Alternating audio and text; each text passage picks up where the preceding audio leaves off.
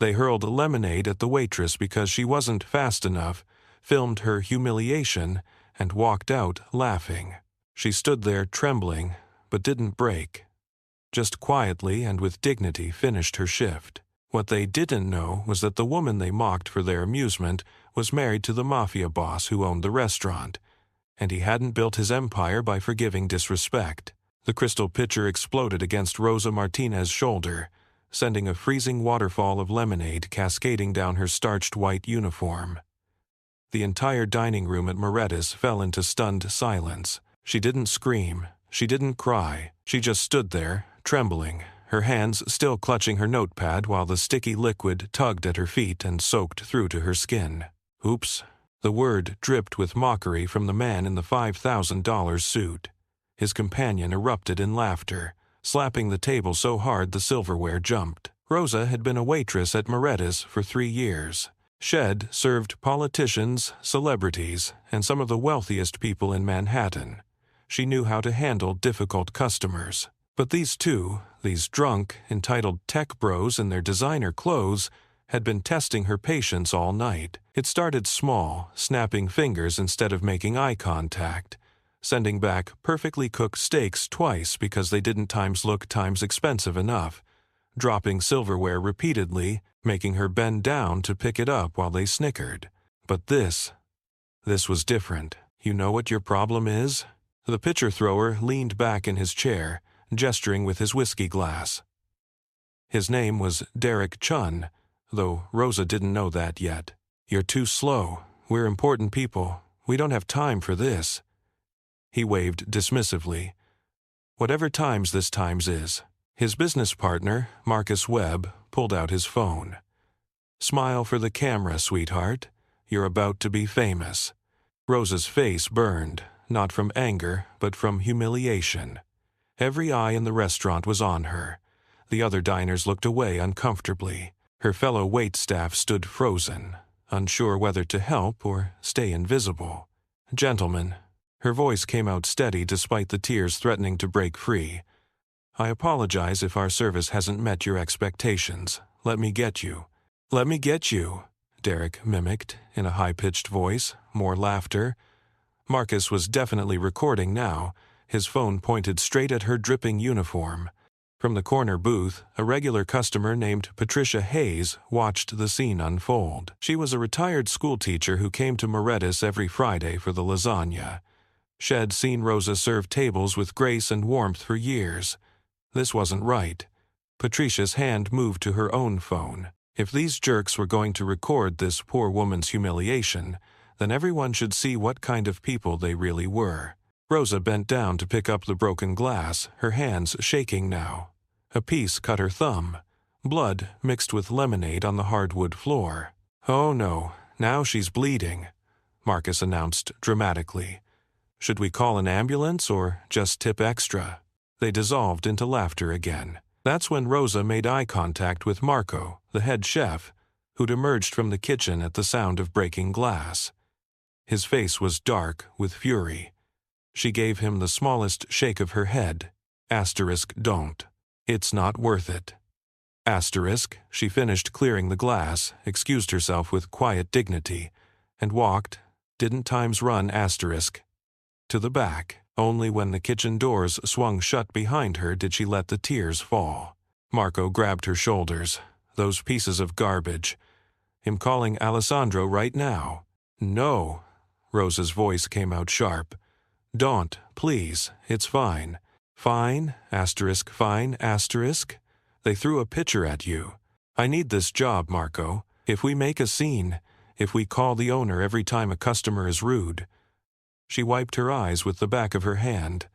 They're drunk idiots. They'll pay their bill and leave. I just need 5 minutes. But Marco was already texting someone. Rosa was too shaken to notice. Back in the dining room, Derek and Marcus were calling for their check, still chuckling about the slow waitress. They left a 50-cent tip on a $400 bill and walked out into the Manhattan night, already forgetting what they'd done. Patricia Hayes didn't forget. Shed captured everything. The pitcher throw, Rosa's trembling hands, the blood, the mocking laughter. She watched the video twice, her jaw tight with anger, then opened Twitter. Rich jerks humiliate waitress at Morettis in Manhattan.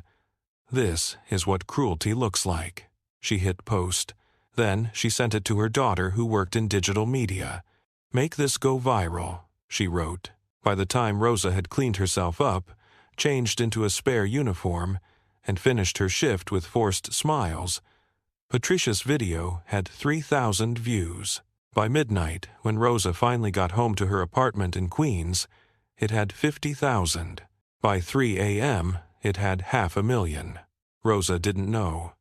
Shed turned off her phone after the incident, too embarrassed to face the concerned texts from her sister. She just wanted to shower, sleep, and forget this nightmare ever happened.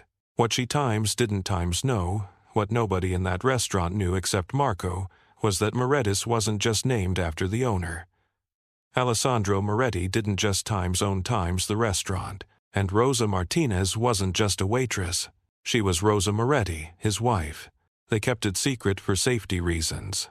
His world and hers operated in very different circles. Shed insisted on keeping her maiden name at work, on maintaining her independence, on being treated like everyone else.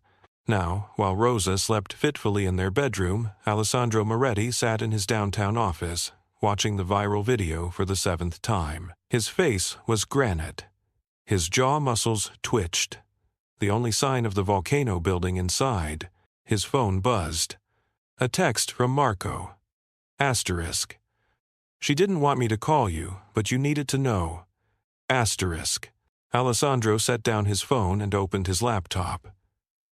By dawn, he would know everything about Derek Chun and Marcus Webb, where they lived, where they worked, every business they owned, every debt they owed, every weakness in their carefully constructed lives. They'd humiliated his wife for entertainment. Now he would teach them the most expensive lesson they'd ever learn. The only question was, how completely should he destroy them? Rosa awoke to sunlight streaming through the curtains and the smell of coffee. For a blissful 3 seconds, she'd forgotten about last night. Then it all came rushing back. The lemonade, the laughter, the broken glass. She groaned and reached for her phone on the nightstand. 47 missed calls, 63 text messages. Her stomach dropped. The first message was from her sister. Asterisk, Rose, are you okay? You're all over Twitter. Asterisk. Her hands started shaking again as she scrolled through the others. Friends, former co-workers, people she hadn't spoken to in years, all sending variations of the same thing. Links, concern, outrage. She opened Twitter. The video had 3 million views. No. Her voice cracked. This couldn't be happening. She was a private person. She didn't want to be viral waitress girl or the face of workplace humiliation. You're awake. Alessandro's voice was soft from the doorway. He stood there in his tailored charcoal suit, holding 2 coffee cups, looking like he'd already been up for hours. Which he had. Alessandro, have you seen? I've seen it. He crossed the room and sat on the edge of the bed, handing her the coffee. Drink. You need it. She took a sip, but the coffee tasted like ash. Everyone knows the whole world has seen me standing there like an idiot while they... Her voice broke. You stood there with dignity. His tone was flat. Too flat. Rosa had been married to Alessandro Moretti for 2 years. She knew that tone. It was the one he used right before something very bad happened to someone who'd crossed him. What are you going to do? She asked quietly. Have breakfast with my wife. He smiled, but it didn't reach his eyes. Come on, you need to eat. 10 minutes later, Rosa sat at their dining table in her robe, pushing scrambled eggs around her plate while Alessandro read something on his tablet. His breakfast sat untouched. You're not eating either, she pointed out. I'm reading. He turned the tablet toward her. It was a detailed profile. Derek Chun, 34, co-founder and CEO of BiteBolt Technologies, Stanford graduate. Net worth estimated at $47 million. Engaged to a fashion influencer, drives a Tesla Model X, owns a brownstone in Brooklyn Heights. How did you get all this? Rosa stared at the screen. Vincent sent it over an hour ago. Alessandro scrolled to the next page. This is his partner, Marcus Webb, also 34. Stanford roommates. They built ByteBolt together. It's a logistics tech company. They optimize delivery routes for restaurants and retailers. Very successful. They just closed a Series B funding round for $80 million. Rosa set down her fork. Alessandro. They have 3 major investors, 17 employees, and contracts with 43 businesses across New York. He continued scrolling, his voice clinical.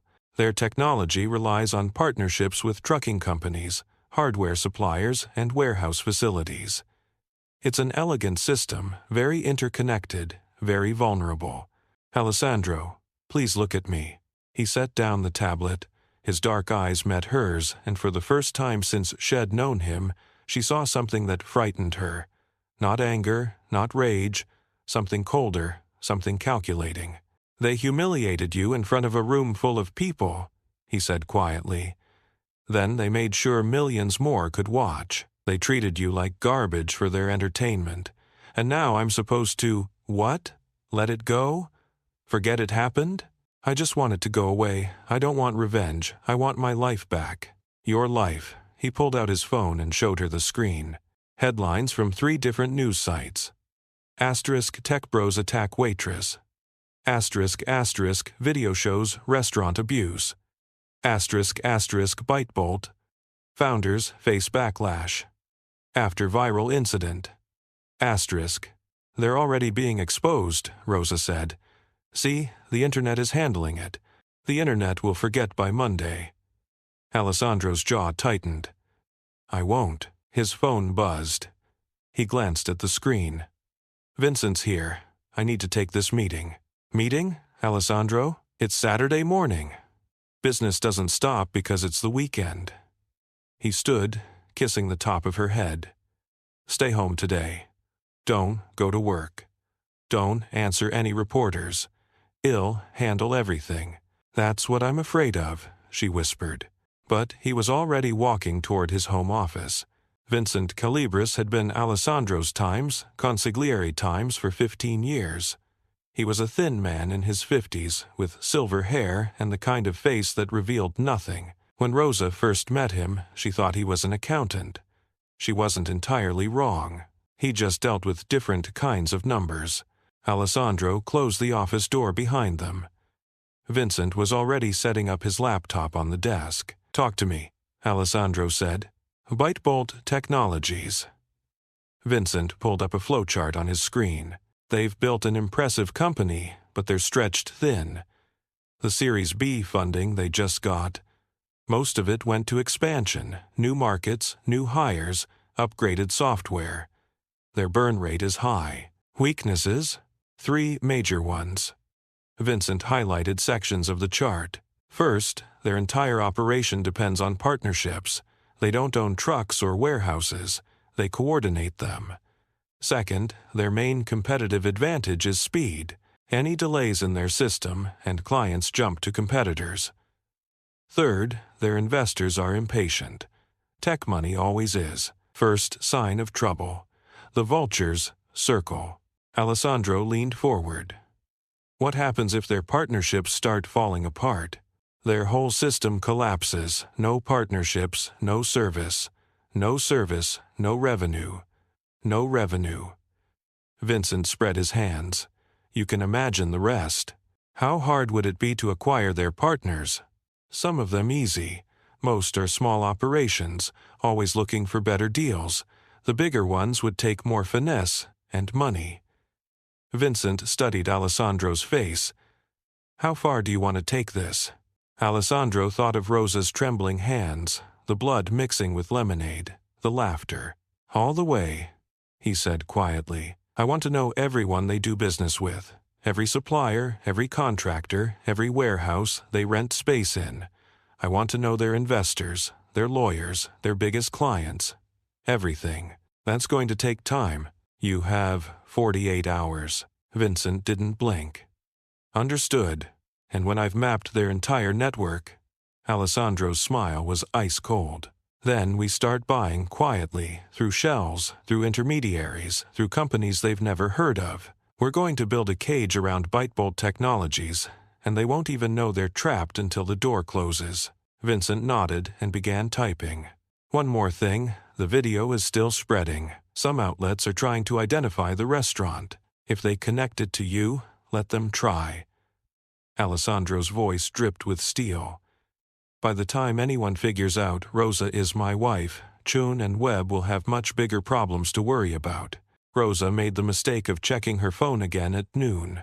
Her Instagram had exploded overnight. Thousands of new followers, hundreds of comments from strangers. Some were supportive, many were not. Asterisk. She probably deserved it. Slow service is unacceptable. Asterisk. Asterisk. Why didn't she fight back? So pathetic. Asterisk. Asterisk. This is staged. Nobody just stands there like that. Asterisk. Asterisk. I found her Facebook. She lives in Queens. Someone should teach her what real humiliation feels like. Asterisk. That last one made her blood run cold. She immediately switched all her accounts to private, but the damage was done. Screenshots of her personal photos were already circulating. Someone had found her wedding announcement from 2 years ago, though thankfully it only listed her as Rosa Martinez, with no mention of Alessandro's last name or business connections. By 2 p.m., the first reporter showed up outside their apartment building. Rosa watched from the window as a young woman with a camera crew positioned herself on the sidewalk. Then another arrived. Then a van with a satellite dish. They found me. Her voice was barely a whisper. Alessandro, they found where we live. He appeared behind her, phone pressed to his ear. Yes, building security now. He hung up. Tony's handling it. They can't get past the lobby.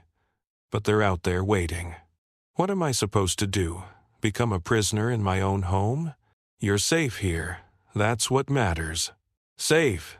She spun to face him. Alessandro, look at this.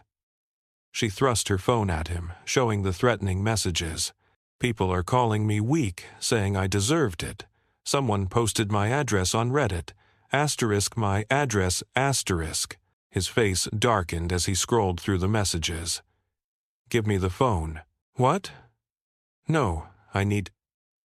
Rosa, phone now. His voice left no room for argument. She handed it over, watching as he powered it down completely. You can't just cut me off from the world. I can when the world is attacking you. He pocketed her phone. Vincent is setting up a new number for you, unlisted. Your real friends and family will get it. Everyone else can wait. She wanted to argue, but exhaustion won out. She sank onto the couch, pulling a throw pillow against her chest like a shield. This was supposed to be a normal night. Serve tables, earn tips, go home. Now I'm viral waitress girl and there are news vans outside our building. Alessandro sat beside her, his presence solid and grounding. This will pass, won't it? Because right now it feels like my entire life is being picked apart by strangers. She wiped at her eyes. Do you know what the worst part is? Not the lemonade or the humiliation. It's that I can't escape it. Every time I close my eyes, I see that moment. And now, millions of other people see it too. What do you want me to do? It was such a simple question, but the weight behind it made her pause. What times did she want? Justice? Revenge? For it all to disappear? I want to go back to work, she said finally. I want to prove I'm not broken. I want those men to not have this power over me. You could take time off, a vacation, let this blow over. And let them win? She shook her head. No. I've worked at Moretti's for 3 years. I love that job. I love our regulars, the kitchen staff, even the crazy Friday night rushes. I'm not giving that up because 2 drunk idiots decided to make me their entertainment. Alessandro was quiet for a long moment. The restaurant is getting attention too. Positive attention mostly. People are calling to make reservations specifically to support you. Patricia Hayes is giving interviews about what a gracious and professional server you are. Patricia. Rosa felt a flicker of warmth. That's sweet of her. She started this whole thing, posted the original video. Rosa's head snapped up.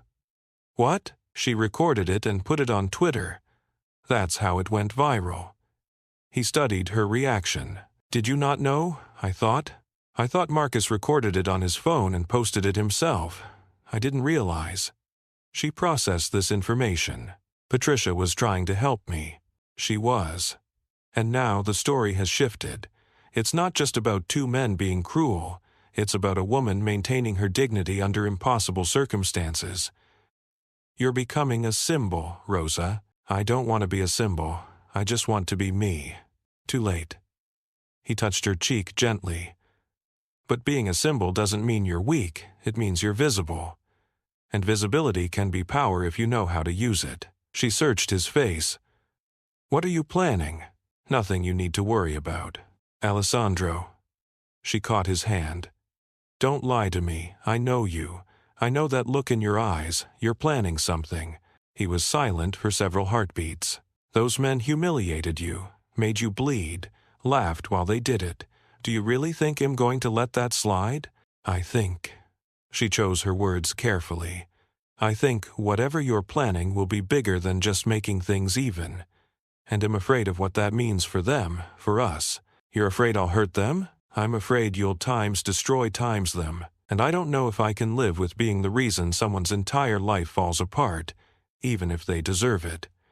Alessandro pulled her close, his arms wrapping around her like a fortress. When he spoke, his voice was calm, cold, and absolutely certain. They started this, Rosa, not you. They made the choice to humiliate a woman who'd done nothing wrong. They filmed it. They laughed about it. They walked out like it meant nothing. His hand stroked her hair. I'm going to finish it. Not because you asked me to, because they need to learn that some people aren't as defenseless as they look. She pulled back to look at him. What does that mean? His smile was gentle, but his eyes were winter ice. It means you go back to work tomorrow. Hold your head high. Let the world see your strength, and trust me to handle the rest. Alessandro, they wanted to make an example of you. Now I'll make an example of them. He kissed her forehead. Nobody touches what's mine. Nobody. The way he said it, so calm, so final, sent a chill down her spine. She should stop him. She should insist he let it go. But a small, dark part of her wanted to see what would happen when Derek Chun and Marcus Webb discovered that the waitress they'd mocked wasn't as powerless as they'd thought. Don't let me see the details, she whispered. Whatever you're going to do, I don't want to know. You won't, he promised, but they both knew she'd see the results eventually. Outside, the reporters waited. Inside, Rosa tried to convince herself that what was coming next would be justice, not destruction. She almost believed it. Monday morning, Derek Chun walked into ByteBolt's sleek downtown office, feeling invincible. Sure, there had been some backlash over the weekend, a few angry tweets, some pearl-clutching on LinkedIn, but his PR team had already drafted an apology statement, generic, non-committal, asterisk. We sincerely regret any distress caused and are reflecting on our actions, asterisk, the kind of apology that meant nothing, and everyone knew it. Marcus, he called out across the open floor plan, did you see the TechCrunch article? They're calling us disruptors who play by their own rules. Controversy is just free publicity, man. Marcus Webb looked up from his standing desk, his expression less confident. Yeah, but our Instagram lost 10,000 followers over the weekend, and 3 restaurants canceled their trial subscriptions. 3 out of 43. Derek waved dismissively. Well, sign 6 more by Friday. This is New York. People forget. Now, come on. We've got the investor call in 20 minutes. Let's talk about the Miami expansion. What Derek didn't know was that at 6:47 that morning, a shell company called Apex Distribution LLC had purchased Green Brothers Trucking, one of ByteBolt's primary delivery partners, for $23 million. The Green Brothers had been struggling financially and jumped at the cash offer. The paperwork was so clean, so professional, that they never thought to ask who really owned Apex Distribution. At 7:15 a.m., another shell company, Riverside Holdings, acquired a controlling stake in Mapleton Hardware Supply, which provided the GPS tracking devices ByteBolt used in all their route optimization systems. By 9:30 a.m., when Derek and Marcus were pitching their Miami expansion to board investors on a Zoom call, a third acquisition was being finalized. Skyline Warehouse Solutions, which stored inventory for 12 of ByteBolt's restaurant clients, had just agreed to sell to North Point Ventures. All 3 transactions were legal. All 3 were confidential. All 3 were orchestrated by Vincent Calabris from a coffee shop in Midtown, using shell companies that traced back to shell companies that traced back to offshore accounts that eventually, if he knew where to look, led back to Alessandro Moretti. But nobody was looking yet. "All right, gentlemen. Great call." Derek ended the Zoom with his signature confidence. "They're going to approve the Miami budget. I can feel it." Derek Sarah Chun, their operations manager, appeared at his desk. "No relation, despite the shared last name. We have a problem with this afternoon's deliveries." "What kind of problem?" "Green Brothers just called. They're saying they can't fulfill our routes today. Something about new ownership, restructuring their client priorities." Derek frowned. "Green Brothers? They've been with us since day one. Call them back, offer them a bonus if they need it." "I did. They said it's not about money. Their new management is reviewing all existing contracts. They'll let us know in 48 hours if they can continue service." 48 hours. Marcus had walked over, his face tight with concern. "We have deliveries scheduled for times today, asterisk. What are we supposed to do?" "Use our backup carrier," Derek said. "That's why we have backups." Sarah shifted uncomfortably. "Our backup is Peterson Logistics. I called them, too. They're suddenly at full capacity. Can't take any new routes until next week." Derek's confidence flickered. "What about—" "I've called everyone. It's like every trucking company in Manhattan is suddenly booked solid." "That's impossible." Derek pulled up his laptop. "It's Monday, not a holiday, no major events. Why would every carrier be at capacity?" The answer, if had known where. The situation, to put it lightly, was anything but simple.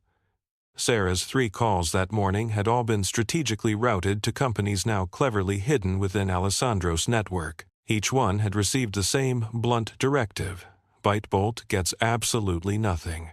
By noon, ByteBolt was already reeling from 6 missed deliveries. Furious restaurant owners were blowing up the phones, and one even threatened to jump ship to a competitor on the spot. "This is bad," Marcus muttered, pacing restlessly. "Really bad. Our entire business model hinges on reliability. If we can't deliver, we lose clients, plain and simple." Derek, trying to sound more confident than he felt, insisted. "It's just one day. Everyone has a bad day now and then. Well, figure it out." But it was far from just one bad day. Tuesday morning brought another blow when Mapleton Hardware Supply issued a terse announcement, effective immediately. All GPS tracking devices would be $40 more per unit. A new pricing decision from new management.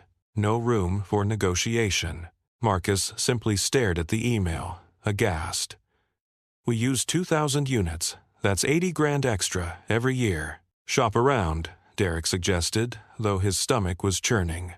"Find another supplier." But when Sarah tried their secondary hardware supplier, she was greeted with a recorded message. "Thank you for calling. We are currently restructuring our client base and are not accepting new contracts at this time." Their tertiary supplier offered the exact same message. "What the hell is going on?" Derek exclaimed, standing dumbfounded in the middle of the office. "It's like every single company we work with suddenly got brand new management at the exact same time." "That's impossible," Marcus countered, but his voice lacked any real conviction. Wednesday's news was even worse. Skyline Warehouse Solutions, which handled storage for a third of ByteBolt's clients, announced an immediate facilities upgrade requiring all current tenants to vacate within 2 weeks. Alternative storage would cost 3 times their current rate. Derek immediately called their contact at Skyline. a guy named Joe he occasionally played golf with. "Joe, what the hell? 2 weeks' notice? That's insane." Joe sounded distinctly uncomfortable. "Not my call anymore, Derek." New ownership took over. They're cleaning house, renegotiating everything. I'm lucky I still have a job. New ownership?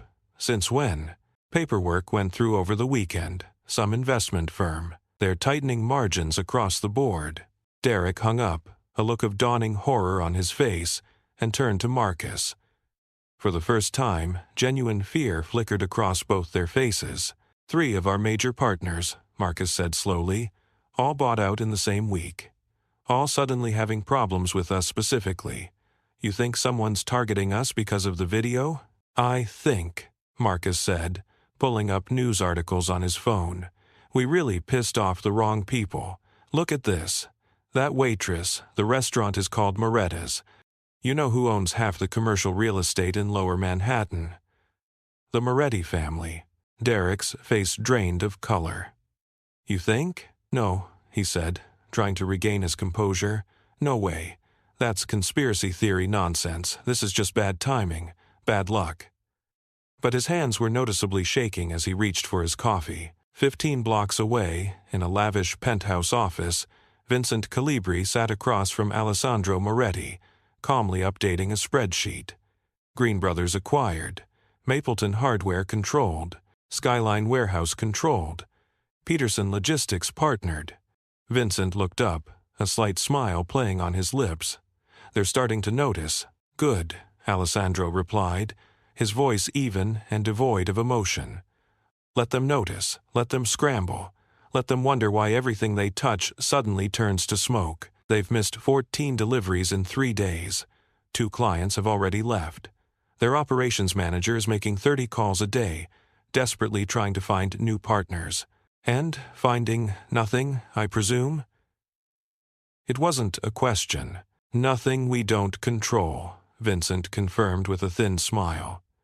"You've built a very effective cage, Alessandro." Alessandro stood and walked to the window, gazing out at the sprawling Manhattan skyline. "The cage is just the beginning. Now we tighten it slowly. Let them think they can still find a way out. Let them exhaust every option. And when they're truly desperate, then what?" Alessandro's reflection in the glass was ice cold. "Then I introduce myself." Vincent Calibris didn't believe in overkill. He believed in precision. On Thursday morning, he laid out 3 folders across Alessandro's desk, like a surgeon preparing his instruments. "These," he said simply, "are your kill shots." Alessandro opened the first folder.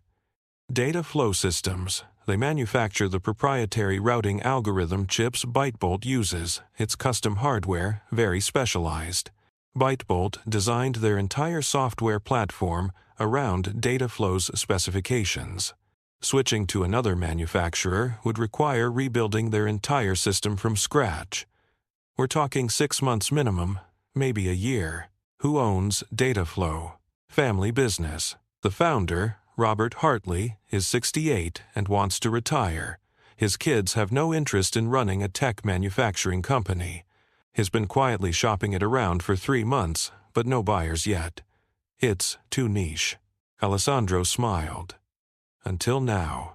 "Until now," Vincent agreed. "I can have the papers ready by this afternoon. $1 million should close it." Alessandro nodded and opened the second folder. "Velocity Freight, the last major trucking company in the tri-state area we don't control or partner with. ByteBolt's been trying to get a contract with them for months. Velocity handles the premium routes, the time-sensitive deliveries that make ByteBolt look good to high-end clients. If we own Velocity, they lose access to their most lucrative delivery window." "Exactly. Velocity is owned by a woman named Carmen Rodriguez. She's tough, built the company herself, not interested in selling." Vincent paused. "But her brother owes some people money. People we know. If we help with that debt, Carmen becomes very motivated to reconsider her position." "How much?" "Brother owes $200,000. We clear it. Offer Carmen $6 million for Velocity. She gets financial freedom. Brother gets a clean slate. We get leverage." Alessandro closed the folder. And the third? Vincent's smile was chilling. This one's elegant. Optiserve Cloud Solutions. They provide the server infrastructure for ByteBolt's entire operation. Every route calculation, every client interface, every delivery tracking system. It all runs on Optiserve servers. If Optiserve has problems, ByteBolt's entire platform goes dark.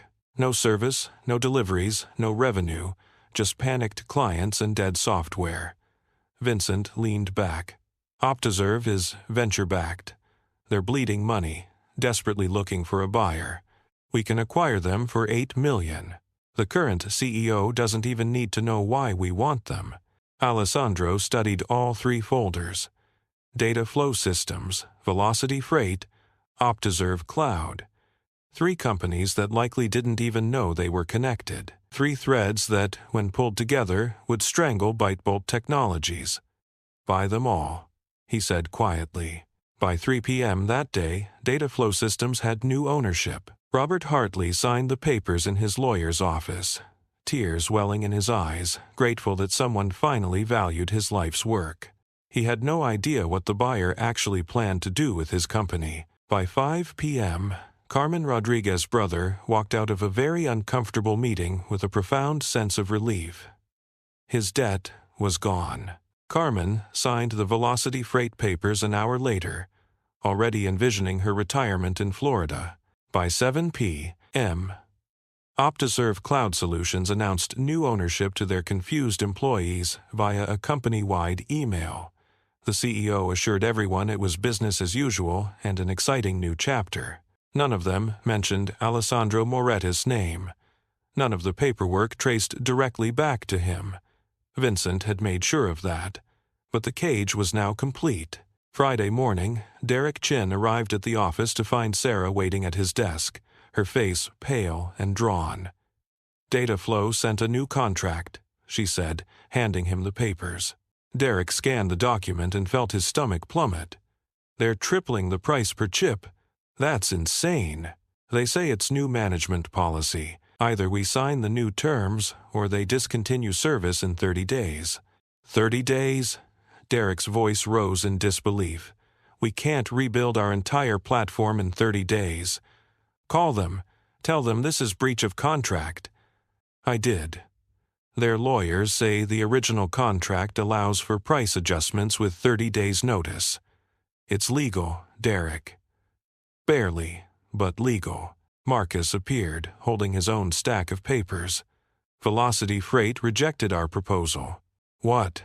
They've been stringing us along for 3 months. New ownership. They're restructuring their client priorities and focusing on long-term contracts with established partners. Marcus threw the papers onto Derek's desk. We're not established enough, apparently. Derek wanted to scream. First the trucking problems, then the hardware costs, then the warehouse disaster, and now this. How bad is it? He asked quietly. Sarah pulled up a spreadsheet. With Dataflow's new pricing, our hardware costs jumped from $180,000 a year to $540,000. We're already paying triple for warehouse space. We've lost 6 clients this week. Our delivery success rate dropped from 98% to 76%. And our biggest client, Russo's Restaurant Group, is threatening to leave if we miss one more delivery. What about revenue? Down 22% this week alone. She didn't need to finish. They all knew what happened if this continued. Someone is doing this to us, Marcus said, his voice flat. This isn't bad luck or coincidence. Someone is systematically destroying our company. But who? Derek demanded, his voice rising again. Who has the resources to buy out multiple companies just to screw with us? His phone rang. Unknown number. He almost didn't answer, but something compelled him to pick up. Mr. Chin? A smooth, professional voice. This is Richard Soto from Redstone Capital. Him calling on behalf of your Series B investors. Derek's blood ran cold. Hello, Richard. What can I do for you? We've been reviewing ByteBolt's performance metrics. There are some concerning trends, missed deliveries, client departures, rising operational costs. The board would like to schedule a call Monday morning to discuss the situation. Of course, happy to explain. We've had some temporary partner issues, but we're sorting them out. I certainly hope so, Mr. Chin. Your investors have placed considerable trust in Bitebolt. We'd hate to see that trust misplaced. A pause. Have a good weekend. The line went dead. Derek slowly put down his phone, his hand shaking. Marcus and Sarah stared at him, their eyes wide with dread. That was Redstone Capital, Derek said. The investors are spooked. How spooked? Marcus asked, his voice barely above a whisper. Monday morning meeting spooked. Discussing the situation spooked. Derek ran his hands through his hair, his frustration palpable. If the investors lose confidence, if they think we're failing, they'll pull funding. Sarah finished the thought. Or force us out. Or both. The three of them sat in silence, the weight of their collapsing empire pressing down on them like a physical burden. Derek's mind flashed back to Saturday night. The lemonade, the laughter, the slow waitress Hode looked at him with those hurt, humiliated eyes. It had been funny then, just a joke, a way to blow off steam. Now, staring at spreadsheets showing his company bleeding out, it didn't feel funny at all. Find out who's buying these companies, he told Sarah, his voice tight with anger and desperation. I don't care what it costs. Hire investigators if you have to. Someone is doing this, and I want to know who. But even as he said the words, a cold certainty was settling in his chest. He knew who. He just didn't want to believe it yet. Rosa stood outside Moretti's on Monday evening, staring at the familiar burgundy awning. Shed walked past this restaurant 1,000 times, pushed through those brass-handled doors for 3 years without a second thought. Now, it felt like stepping onto a stage. You can do this, she whispered to herself. It's just work. But it wasn't just work anymore, not after the video. Not after becoming the face of workplace dignity across social media. Not after the morning shows had called her an inspiration and think pieces had been written about her quiet strength in the face of privilege. She took a deep breath and pulled open the door. The hostess, Jenna, looked up and immediately burst into tears. Rosa, oh my God, Rosa. She rushed around the podium and threw her arms around her. We were so worried. Are you okay? Did they hurt you? I've been so angry I could barely sleep. I'm fine, Jenna, Rosa said gently, extricating herself from the embrace. Really? Is Marco in the kitchen? Has been like a bear all week. Kept saying you shouldn't come back until those men were. She stopped herself, flustered. He's been protective. Rosa made her way to the back, acutely aware that every staff member was watching her. The busboy gave her a thumbs up. The sous chef squeezed her shoulder as she passed. 2 other waitresses stopped their prep work to smile at her with expressions that were equal parts admiration and pity. She hated it. Marco emerged from the kitchen, a dish towel slung over his shoulder. His face cracked into a relieved smile. Rosa, thank God. He pulled her into a brief, tight hug. How are you holding up? Everyone keeps asking me that, she said quietly. I just want to work, you know? He gestured toward his office. Can we talk for a minute? Her stomach sank. Are you firing me? What? No. God, no. The opposite. He closed the office door behind them. Rosa, do you know what this week has been like? We've had reservations booked solid for the next month. People are calling specifically to be seated in your section. We've gotten letters, flowers, even a marriage proposal sent to the restaurant for you. A marriage proposal from someone in Wisconsin who's moved by your grace under pressure. Marco shook his head in disbelief. You've become, I don't even know what to call it, a phenomenon. I just want to be a waitress, Marco. I know, but that's not really an option anymore, is it? He said gently. People see you differently now. The staff sees you differently. You're not just Rosa who works Section 3 and always remembers to refill water glasses. You're Rosa who stood there with dignity while entitled jerks tried to break you. That's not fair, she protested, her voice cracking. I didn't ask for this. I didn't want to be some symbol. I just wanted to get through my shift. Life doesn't always ask permission before it changes everything. Marco studied her face, his expression serious. Are you sure you're ready to be back? She thought about the alternative, hiding in her apartment, watching the 15 minutes of fame slowly fade, letting Derek Chin and Marcus Webb chase her away from a job she loved. I'm ready, she said, with a newfound resolve. I have to be. But ready and capable were two very different things. Her first table of the night was a couple in their 50s. The moment Rosa approached, the woman's eyes widened in recognition. Oh my goodness, Stephen. It's her. It's the waitress from the video. She grabbed Rosa's hand, her grip surprisingly strong. Sweetheart, you are so brave. What you went through was horrible, but you handled it with such grace. You're an inspiration. Thank you, Rosa managed, forcing a smile. Can I start you with drinks? You should write a book, the woman continued, undeterred. Really, your story could help so many people who face workplace abuse. Have you thought about going on talk shows? I bet Ellen would love to have you. Stephen looked embarrassed. Honey, let her do her job. I'm just saying, she's special. The woman beamed at Rosa like she was a visiting dignitary. We drove in from Connecticut specifically to eat here and support you. Rosa took their order with shaking hands. This happened 3 more times that night. Customers who treated her like a visiting dignitary instead of their server, who wanted photos, who left $100 tips on $40 bills and little notes saying, "Stay strong, you're amazing." By 9 p.m., Rosa was hiding in the walk-in freezer, trying not to cry. Marco found her there, shivering in the biting cold. Hey, you okay?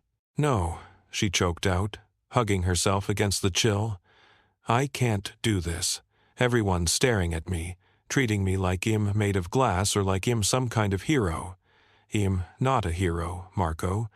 I'm just a person who got humiliated and now can't escape it. You want to quit? The question hung in the frozen air, heavy with unspoken meaning. Did she? It would be easier. She could find another restaurant, one where nobody knew her face. Start over, somewhere quiet. I don't know, she whispered, her voice barely audible. Maybe that night, she told Alessandro as they sat on the couch in their living room, the city lights glittering through the windows. I thought going back would make things normal again, but it's worse. Everyone treats me differently. I'm not Rosa anymore. I'm Lemonade Girl, or that brave waitress, or worst of all, an inspiration. I don't want to inspire anyone. I just want my life back. Alessandro was quiet for a long moment, his gaze fixed on the cityscape. What did you feel when that pitcher hit you? She blinked, taken aback by the question. What? In that moment, when the lemonade splashed over you and they laughed, what did you feel? Rosa closed her eyes, reliving the memory. Humiliated, small, powerless. And when you finished your shift that night, when you could have walked out but didn't, what did you feel? She searched for the word, her brow furrowed in concentration. Stronger than them. Like they tried to break me, and failed.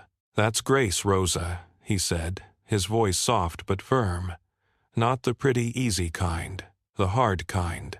The kind that stands up when everything in you wants to collapse. You showed them, showed everyone what real strength looks like. I don't feel strong. I feel exhausted. Strength and exhaustion aren't opposites. He turned to face her fully, his eyes intense. You stood with grace. Now, let them see what grace backed by power looks like. What do you mean? She asked, a mixture of curiosity and apprehension in her voice. His smile was both dangerous and gentle at the same time. I mean, don't quit. Don't hide. Don't let them chase you away from something you love. You go back tomorrow, and the next day, and the day after that. You hold your ground. And what will you be doing? What I do best. He kissed her forehead, his expression hardening, making sure those who hurt you understand exactly how expensive their entertainment was. She should have asked more questions, should have demanded to know his plans. But part of her, the part that still felt the sticky residue of lemonade running down her back, still heard that mocking laughter, didn't want to know. Don't let me see it, she said finally, her voice a plea. "Whatever you're doing, I don't want the details. You won't see anything," Alessandro promised, his voice low and reassuring, except Chin and Webb learning the most important lesson of their lives. His eyes turned cold as steel. Some people look defenseless, but everyone has someone who would burn the world down for them. Rosa shivered and pulled closer to him, wondering if she should feel guilty for not stopping what was coming. She didn't feel guilty at all. The email from Russo's restaurant group arrived at 7:43 a.m. on Wednesday.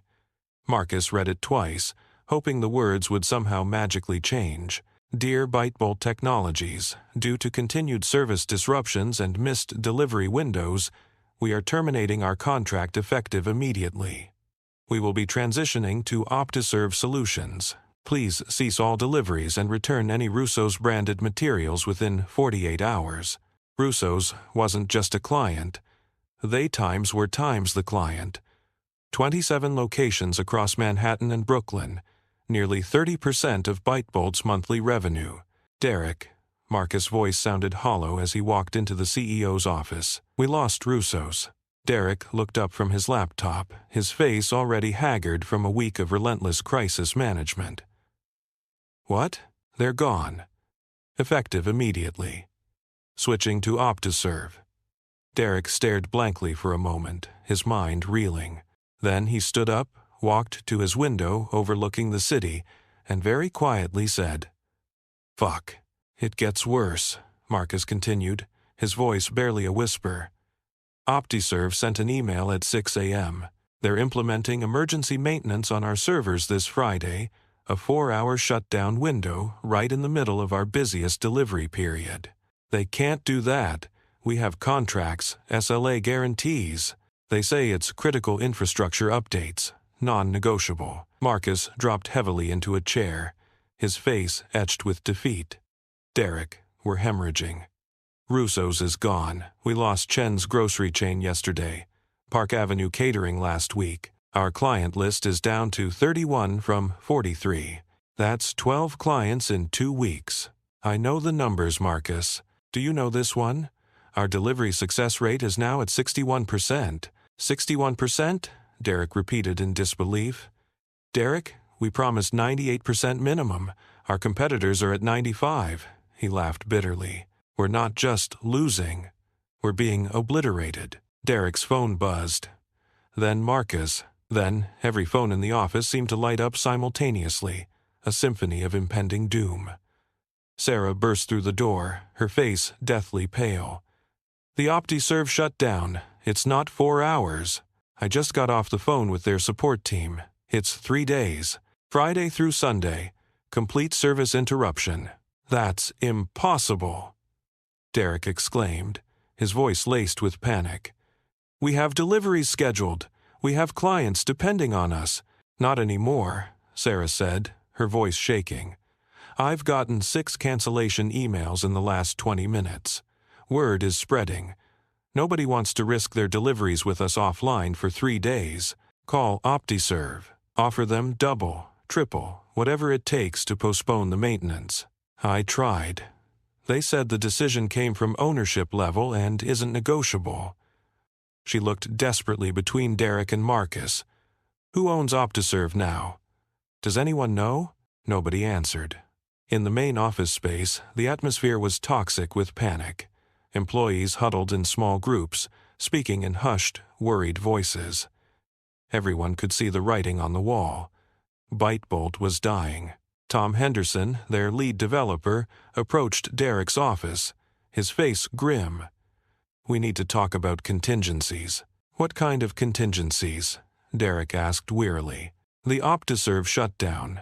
We should migrate to backup servers before Friday." "We don't have backup servers, Tom. Our entire infrastructure is built on their system. Then we need to build them. Now. I can have the team working around the clock." "With what money?" Marcus cut in, his voice sharp. "Do you know how much cloud infrastructure costs? We're already burning through cash faster than we can replace it." Tom's face hardened, his frustration evident. "So what's the plan? We just let the company go dark for 3 days and hope our remaining clients don't all leave?" "The plan," Derek said through gritted teeth. Is him working on it? But he wasn't working on it. He was drowning in it. By Thursday afternoon, ByteBolt's Slack channels were pure chaos. Engineers were discreetly discussing other job opportunities. The sales team was openly sharing LinkedIn posts from competitors who were aggressively hiring. Someone had even created a private channel called Exit Strategy that 17 people had already joined. Derek called an all-hands meeting at 4 p.m. The conference room was packed to the gills, but the energy was funereal. I know you're all worried, he began, his voice strained. I know the last 2 weeks have been hell, but ByteBolt is strong. We've faced challenges before. We've never lost 12 clients in 2 weeks, someone called out from the back of the room, the words hanging in the air. We've never had our infrastructure shut down during peak hours, another voice added, laced with sarcasm and resentment. Derek held up his hands, desperately trying to regain control of the situation. I understand the frustration, but we're working on solutions. New partnerships, alternative providers. We're going to weather this storm. Are we? Tom stood up, his expression skeptical. Because, from where I'm sitting, it looks like someone is systematically destroying this company. Every partner we rely on suddenly has problems. Every backup option disappears. This isn't bad luck, Derek. This is coordinated. The room erupted in murmurs of agreement, fear, and speculation. That's conspiracy thinking, Derek said, trying to sound dismissive, but his voice lacked conviction. Is it? Sarah spoke up, surprising everyone. Dataflow gets bought, triples our prices. Green Brothers gets bought, cuts us off. Skyline gets bought, kicks us out. Velocity gets bought, rejects our contract. OptiServe gets bought. She trailed off, the implications hanging heavily in the air. We get it, Marcus interrupted sharply, his face tight with anger and disbelief. Sarah ignored him, her gaze sweeping across the room, locking eyes with each employee in turn. 5 critical partners all bought in the same 2-week period. All suddenly hostile to us, specifically, and nobody can tell me who actually bought them. The ownership structures are all shell companies and offshore accounts. So, what are you suggesting? Derek demanded, his voice rising in frustration. Someone with unlimited resources decided to destroy ByteBolt for fun? Not for fun, Tom said quietly, his words sending a chill through the room. For revenge. The word hung in the air like smoke, thick with unspoken accusations and dawning realization. Derek felt every eye in the room turn toward him. To him, they all knew. Of course, they knew the video had gone viral. Everyone had seen it. They'd just been too polite or too afraid to say anything. The Waitress thing. Someone whispered. No way. Another employee said, That's insane. Who would have that kind of power? But Sarah was already pulling up her phone, typing frantically. The restaurant, Moret's. 0 hours, 54 minutes and 28 seconds. Who owns it?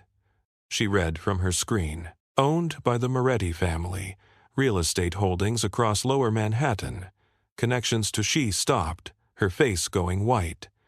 Connections to what? Marcus asked. She looked up at Derek, and he saw fear in her eyes. Real fear. The Moretti family isn't just restaurant owners, she said slowly. They're connected to some serious people, like organized crime serious, and Alessandro Moretti specifically.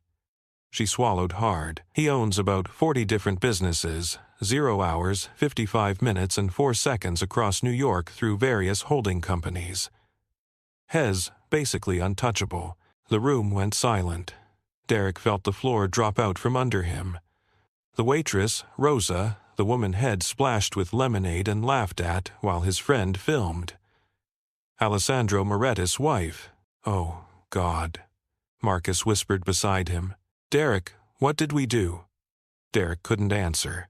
He was too busy calculating how thoroughly, how completely, how irreversibly screwed they were. By Friday morning, ByteBolt had 16 clients left.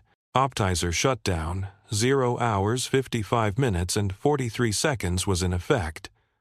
The office felt like a mausoleum, and Derek Chin finally understood what it meant to be powerless. The same way Rosa had felt standing in that restaurant with lemonade dripping down her uniform while he laughed. Except his humiliation was only beginning. The conference call with Redstone Capital started badly and got worse. Let me make sure I understand correctly. Richard S.'s voice came through the speaker with ice-cold precision. In 2 weeks, you've lost 27 clients. Your operational costs have 0 hours, 56 minutes, and 18 seconds increased by 340%, and your platform was completely offline for 72 hours. Derek sat at the head of ByteBolt's conference table, Marcus beside him, both looking like defendants at their own trial. On the screen, 6 faces stared back at them. The investment partners who'd bet $80 million on ByteBolt's future. We experienced some unexpected infrastructure challenges, Derek began. Unexpected? Jennifer Park, another partner, cut him off. Mr. Chun, we've reviewed the timeline. 5 of your 0 hours, 56 minutes, and 54 seconds critical partners were acquired within a 2-week window. All 5 immediately became hostile to your business. Our analysts don't believe in coincidence on this scale. We're exploring all possibilities. Are you being targeted? Richard asked bluntly. Because if someone is waging economic warfare against ByteBolt, we need to know now. Derek exchanged a glance with Marcus. They'd spent 3 days debating whether to tell the investors about their suspicions, about the viral video, about Alessandro Moretti. There may be 0 hours, 57 minutes, and 29 seconds personal factors involved, Marcus said carefully. Personal factors? Jennifer leaned toward her camera. What does that mean? An incident occurred 2 weeks ago at a restaurant. Derek's throat was dry. It involved us and a member of the wait staff. The incident was recorded and went viral. The investors stared. You're telling us, Richard said slowly, that this company's collapse is connected to you two being rude to a waitress. When he said it like that, it sounded absurd, impossible. 0 hours, 58 minutes, and 3 seconds, like conspiracy theory nonsense. Except the numbers didn't lie. We believe the restaurant owner may be connected to the acquisitions, Marcus said. We've tried to verify, but what? Our lawyers can't trace the ownership structures. Everything leads to shell companies. There was a long, dangerous silence. Let me be very clear, Richard said. Redstone Capital invested $80 million in ByteBolt Technologies, based on your projections, your leadership, and your business model. That model is now in 0 hours, 58 minutes, and 38 seconds ruins. Your client base has collapsed, your operational infrastructure is compromised, and you're suggesting this is because you threw lemonade at someone's employee. It's more complicated than I don't care how complicated it is. Jennifer's voice rose. You have 2 weeks to stabilize this company, or we're exercising our contractual rights. That means removing you from leadership, bringing in interim management, and either selling whatever's left or shutting down entirely. 2 weeks isn't enough time to 0 hours, 59 minutes, and 10 seconds. Then, you'd better work fast. Richard's face was stone. Find out who's doing this. Fix it, or say goodbye to your company. This call is over. The screen went black. Derek put his head in his hands. Marcus sat motionless beside him. We're going to lose everything, Marcus whispered. For years of work, everything we built, gone. Not yet. Derek looked up, his eyes desperate. We fight back. We hire investigators. We find out exactly who bought those 0 hours, 59 minutes, and 45 seconds companies. And we what, Derek? Sue them. They haven't done anything illegal. Buying companies is legal. Changing contract terms with proper notice is legal. They're strangling us with perfectly legal moves. So, we just give up? I don't know. Marcus stood, pacing. I don't know what we do. We can't trace the ownership. We can't find the buyer. We can't even prove their times is times a coordinated attack. It just looks like really, really bad luck. Derek's phone buzzed. Then Marcus. They both 1 hour and 21 seconds looked down at the identical text from an unknown number. Mr. Chun, Mr. Webb, I represent certain parties interested in discussing Bytebolt's current difficulties. A private meeting can be arranged. Saturday, 8 p.m. Continental Club, private dining room. Come alone. This is your only opportunity. They stared at the message. It's him. Marcus breathed. It has to be. Or it's a scam. Or a trap. You think we have a choice? Marcus showed Derek the message again. This is someone with real information. Someone who knows what's 1 hour and 59 seconds happening to us. We need to take this meeting. Derek wanted to refuse. Wanted to tell Marcus they should go to the police, or hire bodyguards, or do literally anything except walk into a private meeting with whoever was systematically destroying their lives. But what choice did they have? We bring lawyers, Derek said finally. The text says, "Come alone. I don't care what it says. We're not walking into some private room without representation. If someone wants to talk business, we talk 1 hour, 1 minute, and 29 seconds with lawyers present." They hired Morrison and Associates, the best corporate litigation firm they could find, on short notice. Cost them $15,000 just for the consultation. Alan Morrison was a shark in a tailored suit. He listened to their story with increasing concern. "Let me understand," he said. "You believe someone has acquired 5 separate companies for the sole purpose of damaging your business?" "Yes." "And you believe this is retaliation for a personal incident?" "Yes." "And you can't prove any of it?" Derek and Marcus said 1 hour, 2 minutes, and 4 seconds, nothing. Morrison leaned back. "Gentlemen, even if we could trace these acquisitions back to a single source, which we can't because they're structured specifically to prevent that, there's no crime here. Buying companies is legal. Changing contract terms is legal. What you're describing is economic competition, not criminal conspiracy." "But it's targeted," Derek protested. "It's deliberate. Prove it in court. With evidence." Morrison folded his hands. "You can't, which means 1 hour, 2 minutes, and 38 seconds legally you have no recourse. Whoever is doing this knows exactly how to operate within the law while destroying you." "So, what do we do?" Marcus asked. "Take the meeting," Morrison said. "Find out what they want. Maybe they're willing to negotiate. Maybe there's a settlement option, but go in knowing you're in a very weak position." "How weak?"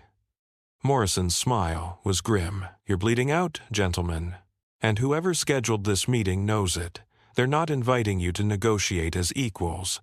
They're 1 hour, 3 minutes, and 11 seconds inviting you to surrender." Saturday evening, Derek and Marcus stood outside the Continental Club in their best suits, feeling like they were walking to their own execution. Morrison waited in a car across the street, ready to intervene if things went wrong. Though what intervening would accomplish, none of them knew. The maitre d' was expecting them. "Mr. Chun, Mr. Webb, right this way." He led them through the elegant restaurant to a private dining room in the back. Heavy oak door, soundproofed walls, the kind of room where important 1 hour, 3 minutes, and 46 seconds deals were made and broken. The kind of room where men with real power operated. "Your host will be with you shortly," the maitre d' said and closed the door behind him. Derek and Marcus waited in suffocating silence. 2 minutes. 5. 10. Then the door opened. Alessandro Moretti walked in. He was younger than Derek expected. Early 42nds, impeccably dressed with a kind of calm that came from absolute confidence. No bodyguards, no lawyers, just him and a leather folder. Derek felt his knees go weak. Marcus made a small sound in his throat. 1 hour, 4 minutes, and 28 seconds. Alessandro closed the door, walked to the head of the table, and sat down. He didn't smile, didn't threaten, just looked at them with eyes that could have been carved from ice. "Gentlemen," he said quietly, "I believe you've been looking for me." Alessandro Moretti didn't look like a man who just spent 2 weeks dismantling a multi-million-dollar company. He looked like someone ordering dinner. Derek found his voice first. "Mr. Moretti? We wanted to meet with you to discuss. I know what you 1 hours 5 minutes want to discuss." Alessandro's voice was soft, almost gentle. It was somehow more terrifying than if Head shouted, "You want to know why your company is falling apart? You want to understand why every business partner you've ever had is suddenly unavailable. You want to make a deal." Marcus gripped the edge of the table. "You bought them, all of them. Dataflow, Green Brothers, Skyline. I have diverse business interests." Alessandro opened the leather folder, pulled out several sheets of paper, and slid them 1 hours, 5 minutes, and 33 seconds across the polished wood. "But we're not here to discuss my portfolio. We're here to discuss yours." Derek picked up the papers with shaking hands. It was a purchase agreement. Bytebolt Technologies, all assets, patents, software, warehouse leases, client contracts, everything for $800,000. $800,000? Derek's voice cracked. "Bytebolt is worth $47 million. We just raised $80 million in Series B funding." "You times raise times $80 million, Alessandro corrected. Past tense. "Your company times was times worth $47 million. Right now, it's worth whatever 1 hour 6 minutes and 13 seconds I'm willing to pay. And I'm being generous. This is extortion." "No, extortion is illegal." Alessandro leaned back in his chair. "This is business. You have a failing company. I'm offering to buy it. You're welcome to refuse and find other buyers." His smile was razor thin. "Good luck with that." Marcus stared at the papers. "Why are you doing this? What did we do to you?" The question hung in the air. Alessandro's expression didn't change, but something shifted in his eyes. 1 hours, 6 minutes, and 45 seconds. Something dark and cold. "You really don't know?" he asked quietly. "The video," Derek said, "the waitress." "But that was just it was a stupid mistake. We were drunk. You didn't mean to throw a pitcher at someone. You didn't mean to humiliate her in front of a room full of people. You didn't mean to film it and laugh while she bled." Alessandro's voice remained soft, but each word landed like a hammer. "Which part was the accident exactly?" "We're sorry," Marcus blurted out. "We are. It 1 hour 7 minutes and 19 seconds was wrong. We know that. But you can't destroy an entire company because of one mistake. That's insane." "Insane?" Alessandro stood, walking slowly around the table toward them. Neither Derek nor Marcus could bring themselves to move. "Let me tell you what's insane. 2 men with every advantage, wealth, education, success, decide to entertain themselves by humiliating someone who served them with courtesy and professionalism.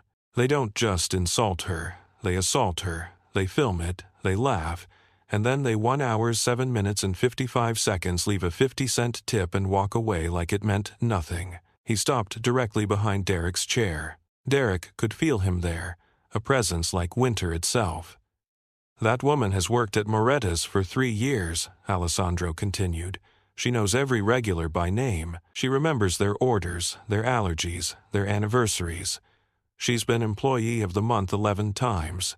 She volunteers at a food bank on her days off, and you threw lemonade at her for being too slow." "Well, apologize." Derek 1 hour 8 minutes and 29 seconds, said desperately.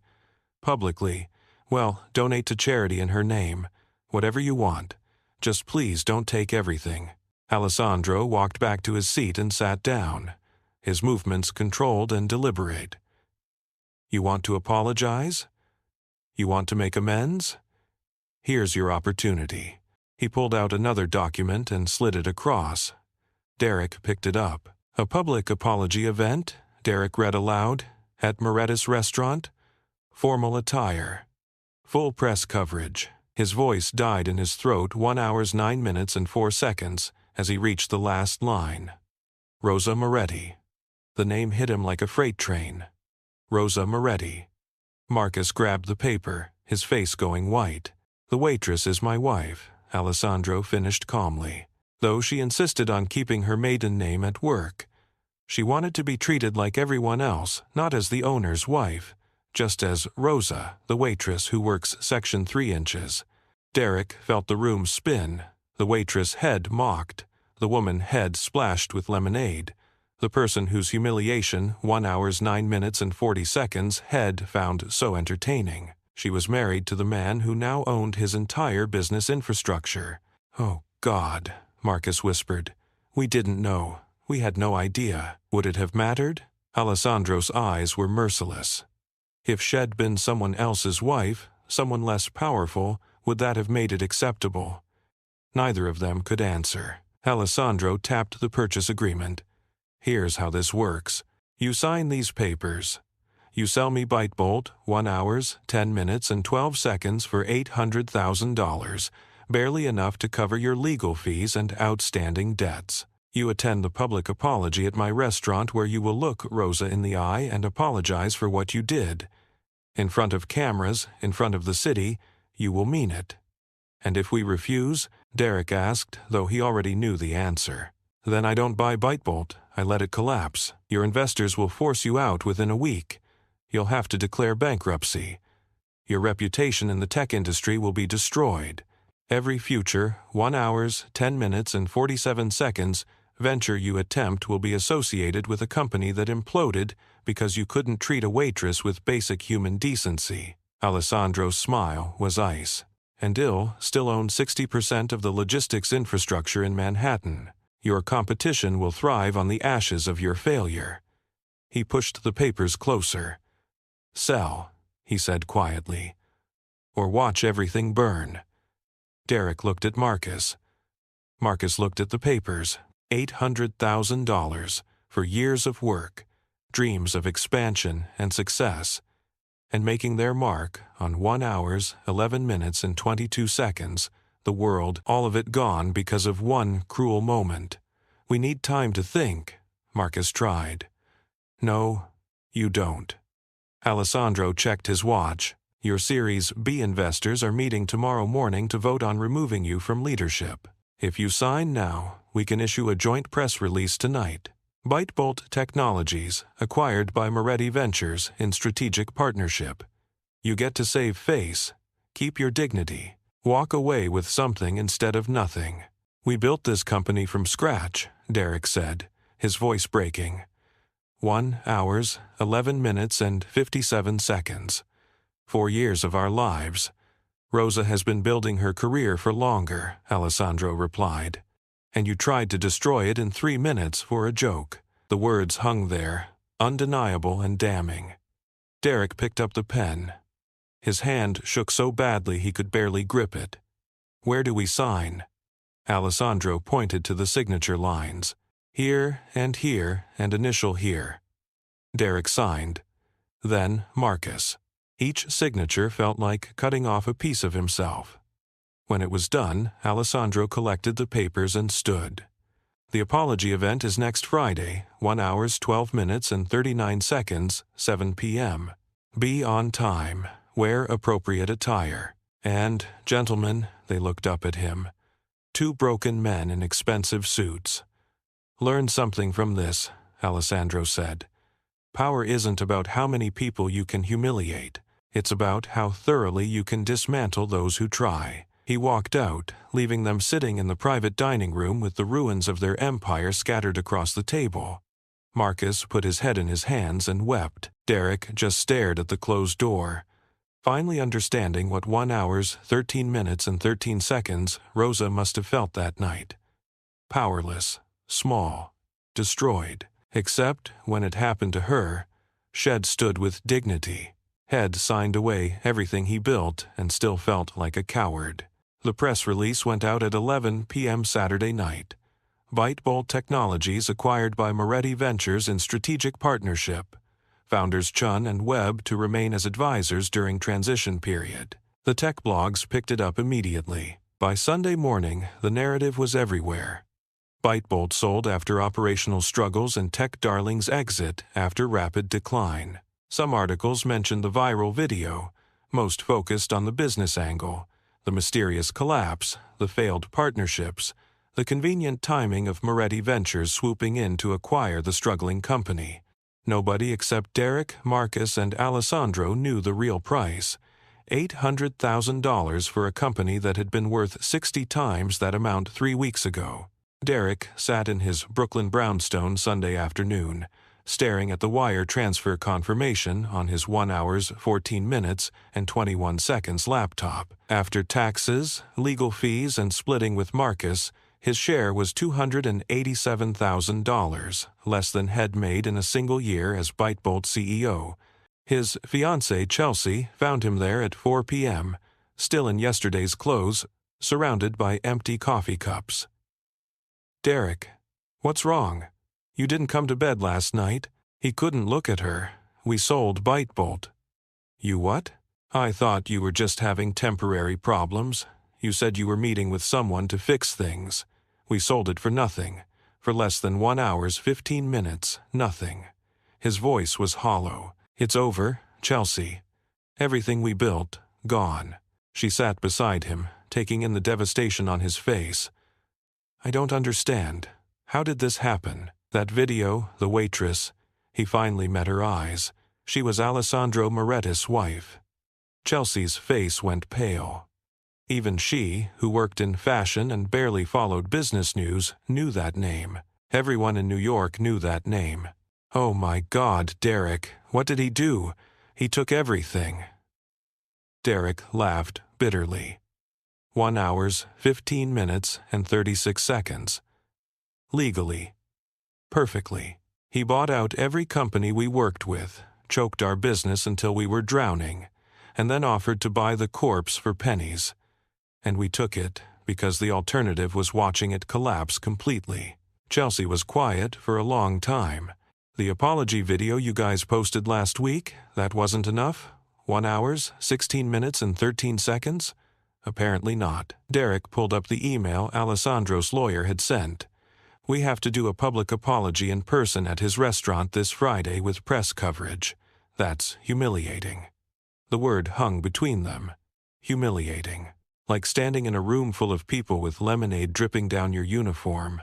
Like bleeding while strangers laughed. "Yeah," Derek said quietly, "I guess it is." Across town, Marcus Webb sat in his apartment with his lawyer. 1 hour, 16 minutes, and 46 seconds, Alan Morrison, going through what was left of his options. "There has to be something," Marcus insisted. "Some legal recourse. Some way to prove he targeted us deliberately." Morrison shook his head. "I've been over this a dozen times. Every acquisition was legal. Every contract change followed proper procedure. Yes, the timing is suspicious. Yes, the coordinated nature suggests deliberate action, but suspicion isn't evidence. And even if we could prove it was deliberate, so what? 1 hour, 17 minutes, and 20 seconds, has allowed to buy companies, has allowed to change contract terms. There's no law against being a very strategic competitor. He destroyed us for revenge. Prove it in court. With documentation showing his explicit intent to harm ByteBolt specifically because of a personal grievance. Morrison spread his hands. "You can't, which means you have no case." Marcus slumped in his chair. "So, we just take it, show up Friday, and grovel." "You made a deal. You signed papers. You took his money. Not much money, but his money 1 hour, 17 minutes, and 57 seconds nonetheless. Now you fulfill your end of the bargain." Morrison started packing his briefcase. "My advice, make the apology genuine. Mean it. Because if Alessandro Moretti thinks you're being insincere, I guarantee he has ways to make your life even more difficult than it already is. How is that possible? He already took everything." Morrison paused at the door. "He took your company. He could still take your reputation, your future employment prospects, your ability to ever work in tech again. 1 hour, 18 minutes, and 29 seconds. Right now, you're just founders who sold their struggling company. You can recover from that, but if you piss him off further..." He shook his head. "I've seen what happens to people who make enemies of men like Alessandro Moretti. They don't just lose once, they keep losing." After Morrison left, Marcus called Derek. "Are we really doing this?" Marcus asked, the apology. "Do we have a choice? We could refuse. Leave town. Start over somewhere else. With what money? What reputation?" Derek's laugh was harsh. He won 1 hour, 19 minutes, and 6 seconds everything. Marcus, the company, the contracts, the assets. All we have left is the chance to walk away with some dignity. If we refuse the apology, we lose that too. I can't believe it came to this. One stupid night. One cruel joke. "It wasn't a joke," Derek said quietly. "We need to stop calling it that. It wasn't a joke. It was assault. It was humiliation for our entertainment. And now we're paying for it. You sound like you think we deserve this." Derek thought about Rosa's face in 1 hour, 19 minutes, and 40 seconds, that video. The way Shed stood there, trembling but not crying. The blood on her hand from the broken glass. The dignity in her silence. "Maybe we do," he said. On Monday morning, Rosa found Alessandro in a study reading through financial reports. "Vincent told me," she said from the doorway, "about Bitebolt, about the sale." Alessandro set down his papers. "And you didn't tell me. You said you'd handle it, but you didn't tell me you were going to take times everything times from them. I told you not to ask for details. 1 hour, 20 minutes, and 16 seconds. I didn't ask." Vincent volunteered. She walked in, sat across from him. "Alessandro, they lost everything. Their company, their money, their futures. All because of what they did to me. All because of what they did," he corrected. "This isn't your fault, Rosa. This is consequences. It feels like too much, does it?" His eyes met hers. "They spent 3 minutes humiliating you. I spent 2 weeks dismantling what they built with that cruelty. Is that disproportionate? Maybe, but it's done. The apology, 1 hour, 20 minutes, and 53 seconds Friday night. Do I have to be there? Yes." His voice was firm. "Not for them, for you. So, you can see them face the consequences of their actions. So, the city can see them acknowledge what they did. You don't have to forgive them. You don't have to say anything. Just stand there with the same dignity you showed that night." Rosa was quiet for a long moment. "What if I can't?" "You can." Alessandro reached across the desk, taking her hand. "You're stronger than you know. You proved that already. Now, 1 hour, 21 minutes, and 25 seconds let them, and everyone watching, see what real strength looks like when it's backed by real power." She squeezed his hand, still uncertain, but trusting him. Friday was coming, and with it the final act of a drama that had begun with laughter and would end with 2 powerful men on. He knew. They all times knew. It was impossible not to. The video had gone viral. Everyone had seen the damn thing. They'd simply been too polite, or more likely, too intimidated to mention it. "The Waitress thing," someone muttered under their breath. "No way," came another hushed reply. A third employee, his voice laced with disbelief, chimed in, "That's just insane. Who even has that kind of power?" Sarah, meanwhile, was glued to her phone, her fingers flying across the screen. "Okay, the restaurant is called Moretti's," she announced, reading aloud. "Let's see. Who owns it? Oh, boy, 0 hours, 54 minutes, and 28 seconds. It's owned by the Moretti family. They have major real estate holdings all over Lower Manhattan and connections to." Her voice trailed off, her face losing all color. "Connections to times what asterisk?" Marcus pressed, leaning closer. Sarah finally looked up, her eyes wide with fear. She glanced at Derek, and he saw genuine terror reflected in her gaze. "The Moretti family isn't just in the restaurant business," she said slowly, her voice barely a whisper. "They're connected to, well, some seriously heavy hitters. Think organized crime, major league stuff. And Alessandro Moretti, specifically." She took a deep breath, visibly steeling herself. He owns, like, 40 different businesses, 0 hours, 55 minutes, and 4 seconds across New York, all through various holding companies. The guy is basically untouchable. The room fell silent, the weight of her words settling heavily in the air. Derek felt a sickening lurch in his stomach, like the floor had just disappeared beneath his feet. The waitress. Rosa. The woman head humiliated with a pitcher of lemonade, the woman he and Marcus had laughed at while filming the whole thing. Alessandro Moretti's Times wife asterisk. Oh, God, Marcus breathed, his voice barely audible. Derek. What the hell have we Times done asterisk? Derek couldn't answer. His mind was racing, calculating the full extent of the damage, trying to grasp just how completely, utterly, and irrevocably screwed they were. By Friday morning, Bitebolt was hemorrhaging clients, down to a paltry 16. The optizer shutdown, 0 hours 55 minutes and 43 seconds, was in full swing. The office felt like a tomb, heavy with the weight of impending doom. And Derek Chin, for the first time in his life, truly understood what it meant to be powerless. The same bone-chilling powerlessness Rosa must have felt standing in that restaurant, lemonade dripping down her uniform as he and his buddy laughed their asses off. Except for Derek, the humiliation was just the opening act. The conference call with Redstone Capital was a disaster from the start, and somehow it managed to get even worse. Let me make absolutely sure I understand this correctly, Richard S., his voice radiating ice-cold precision, said through the speakerphone. In the past 2 weeks, you've lost 27 clients. Your operational costs have 0 hours, 56 minutes, and 18 seconds increased by 340%, and your platform was completely offline for 72 hours. Derek sat stiffly at the head of Bitebolt's conference table, Marcus beside him, both looking like defendants awaiting a guilty verdict. On the screen, 6 faces stared back at them, the faces of the investment partners who'd gambled a cool $80 million on Bitebolt's future.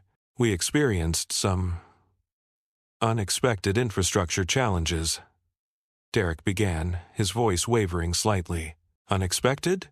Jennifer Park, another partner, cut him off, her tone sharp and unforgiving. Mr. Chun, we've reviewed the timeline. 5 of your 0 hours, 56 minutes, and 54 seconds, critical partners were acquired within a Times 2-week Times window. All 5 immediately became hostile to your business. Our analysts, shall we say, don't believe in coincidences of this magnitude. We are, of course, exploring all possibilities, so let's cut the crap. Are you being targeted? Richard asked, his voice blunt and unwavering. Because if someone is actively waging economic warfare against Bitebolt, we need to know about it. And we need to know about it Times now asterisk. Derek exchanged a desperate glance with Marcus. They'd spent the past 3 days locked in a heated debate over whether to disclose their suspicions to the investors, the viral video, Alessandro Moretti, the whole damn mess. Their times may times be 0 hours, 57 minutes, and 29 seconds, some personal factors involved, Marcus finally offered, choosing his words with excruciating care. Personal factors? Jennifer leaned closer to her camera, her eyes narrowed. And what, precisely, does times that times mean? An incident occurred 2 weeks ago at a restaurant. Derek's throat was suddenly dry, his mouth feeling like it was full of cotton. It involved us and a member of the wait staff. The incident was recorded and unfortunately went viral. The investors on the screen, just Times, stared asterisk. So, let me see if I've got this straight, Richard said slowly, each word dripping with disbelief. You're telling us that this company's impending collapse is somehow connected to you two being rude to a Times waitress asterisk? When he put it like that, it sounded utterly absurd. Impossible. 0 hours, 58 minutes, and 3 seconds. Like some kind of ridiculous conspiracy theory. Except the numbers didn't lie. We believe the restaurant owner Times made Times be connected to these acquisitions, Marcus added, desperately trying to regain some semblance of control. We've been trying to verify this, but But what? What are you times not times telling us? Our lawyers can't trace the ownership structures, Derek admitted. Everything leads back to shell companies. It's a brick wall. A long, dangerous silence hung in the air, thick with unspoken recriminations. Let me be perfectly clear, Richard said, his voice devoid of all warmth. Redstone Capital invested $80 million in BiteBolt Technologies based on your projections, your leadership, and, of course, your business model. That model is now in 0 hours, 58 minutes, and 38 seconds ruins. Your client base has completely collapsed. Your operational infrastructure is compromised. And you're attempting to suggest that all of this is somehow because you threw lemonade times at someone's employee? It's significantly more complicated than that, Derek stammered. I don't give a damn how complicated it is. Jennifer's voice rose sharply. You have precisely 2 weeks to stabilize this company, or we will exercise our contractual rights. That means removing both of you from leadership, bringing in interim management, and either selling off whatever assets are left, or, frankly, shutting down the whole damn thing entirely. But 2 weeks simply isn't enough time to 0 hours, 59 minutes, and 10 seconds. Then, I suggest you work very damn fast. Richard's face remained an impassive mask. Find out who's behind this. Fix it, or say goodbye to your company. This call is over.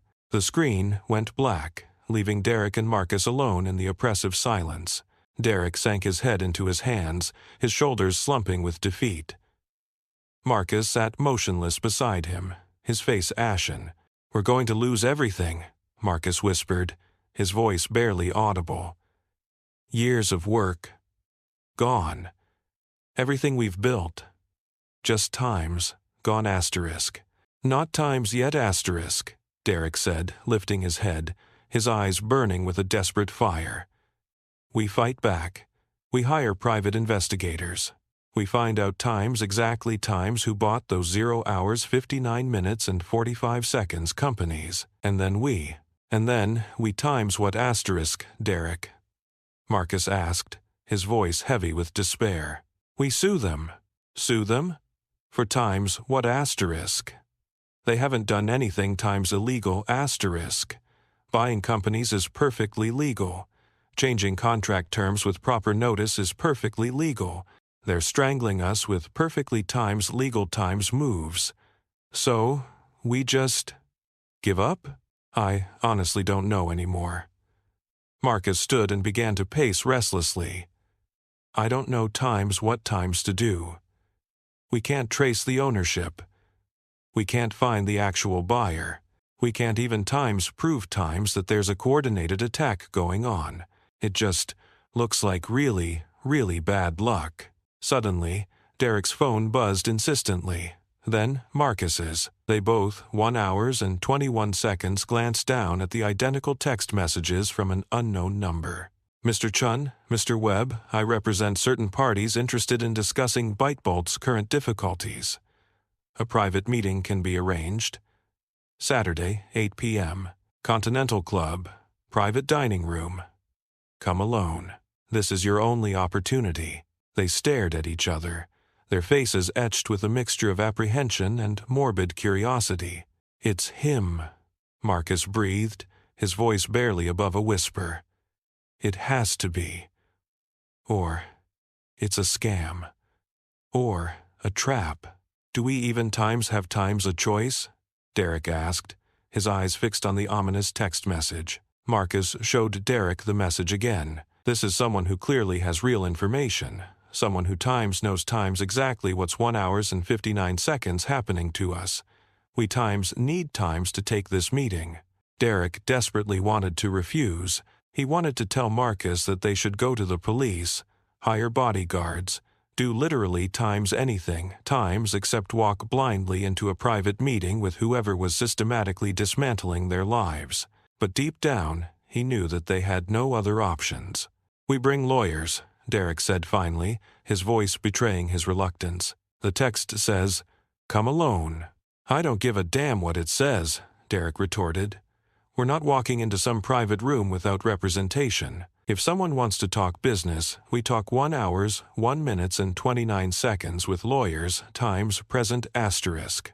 They hired Morrison and Associates, the most highly regarded and expensive corporate litigation firm they could find on short notice. The consultation alone cost them a staggering $15,000. Alan Morrison, the firm's lead partner, was a shark in a tailored suit, his eyes cold and calculating. He listened to their increasingly convoluted story with a growing sense of concern. "Let me just make sure I understand this correctly," he said. Once they'd finished their account. "You believe that someone has acquired."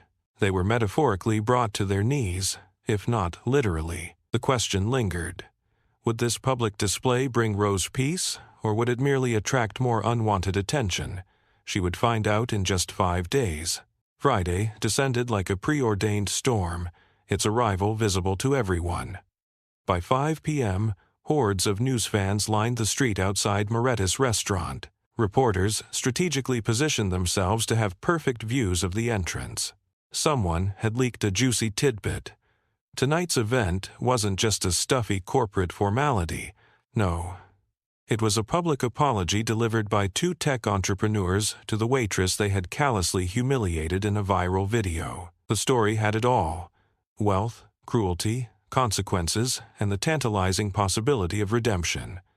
Social media was already ablaze with speculation and commentary, dissecting every angle. Inside the restaurant, Rosa stood nervously in the back hallway, smoothing down her uniform for the 5th time. She had insisted on wearing it. No dress, nothing fancy, just the same crisp white shirt and black pants she wore every shift. "You don't have to do this," Marco said gently, his voice full of concern. "Alejandro can handle it without you." "No," she said, her voice surprisingly steady. "I need to be here. I need to see their faces. You're braver than I am." She wasn't entirely sure if that was true. Her hands were trembling, and her stomach felt like it was filled with ice water. But she'd spent the last 3 weeks as viral waitress girl, analyzed, dissected, pitted against others, and celebrated by complete strangers. Tonight, she wanted to reclaim her identity, to be Rosa again. Not a symbol, not a victim, just a woman who refused to disappear. In the main dining room, Alessandro had orchestrated everything with meticulous precision. A small podium stood at the front, with chairs arranged for the press. The rest of the restaurant had been reserved for regulars only, people who had been coming to Moretti's for years, people who knew Rosa as a person, not a meme. Patricia Hayes sat in the front row, her hands folded primly in her lap, her face set with grim satisfaction. At 6:45 p.m. sharp, Derek and Marcus arrived. They were clad in dark, somber suits, crisp white shirts, and somber ties. They looked as if they were attending a funeral. And in a way, they were the funeral of their reputations as untouchable tech darlings. Alessandro met them at the door. "Gentlemen, Mr. Moretti." Derek's voice was raspy, betraying the fact that he had barely slept in 5 days. "You'll speak from the podium," Alessandro instructed, his voice firm but controlled. "Keep it brief. Be sincere. Rosa will be present, but she won't speak. This is your opportunity to show the city, and her, that you understand the magnitude of what you did." Alessandro's eyes were as cold as glacial ice. "Don't waste it." They nodded, mute and miserable, the weight of their actions heavy on their shoulders. At 7 p.m., exactly, the doors were opened to the press. Cameras flashed, flooding the room with blinding light. Reporters jostled for position, eager to capture every moment. The event was being live-streamed by 3 major news outlets. Alessandro stepped to the podium first. "Thank you all for coming," he said, his voice carrying the distinct authority of someone who owned the room and everyone in it. 3 weeks ago, an incident occurred in this restaurant. 2 customers assaulted one of our staff members, my wife, Rosa. That assault was captured on video and seen by millions. The cameras swiveled, finding Rosa standing near the bar. She kept her face composed, her hands clasped calmly in front of her. "Tonight," Alessandro continued, "Mr. Chun and Mr. Webb have asked for the opportunity to apologize publicly, in the same place where they caused harm. I've agreed to give them that opportunity." His pause was pregnant with meaning, not for their benefit, but for hers. He stepped aside. Derek approached the podium like a man walking to the gallows. The cameras zoomed in on him, capturing his pale face, his trembling hands, the beads of sweat on his brow despite the cool evening air. "My name is Derek Chun," he began, his voice cracking with nerves. He cleared his throat and tried again. "3 weeks ago I came to this restaurant with my business partner. We had too much to drink. We were rude, we were cruel, and we assaulted a woman who had done nothing wrong." The room was silent except for the incessant clicking of cameras. Rosa Martinez, Rosa Moretti, served us with professionalism and courtesy, and we repaid that by mocking her, throwing things at her, and filming her humiliation for our entertainment. Derek's hands gripped the podium tightly, as if it were the only thing keeping him upright. "There's no excuse for what we did. Not the alcohol, not the stress, not anything." He looked directly at Rosa for the first time, his eyes filled with shame and regret. She met his gaze without flinching.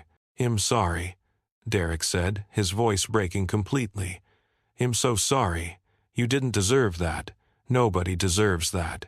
I was cruel because I could be, because I thought it was funny, because I didn't see you as a real person."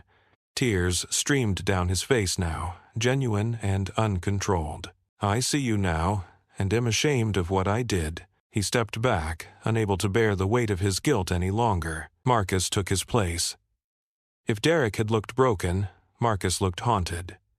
His hands shook visibly as he gripped the podium, his knuckles white.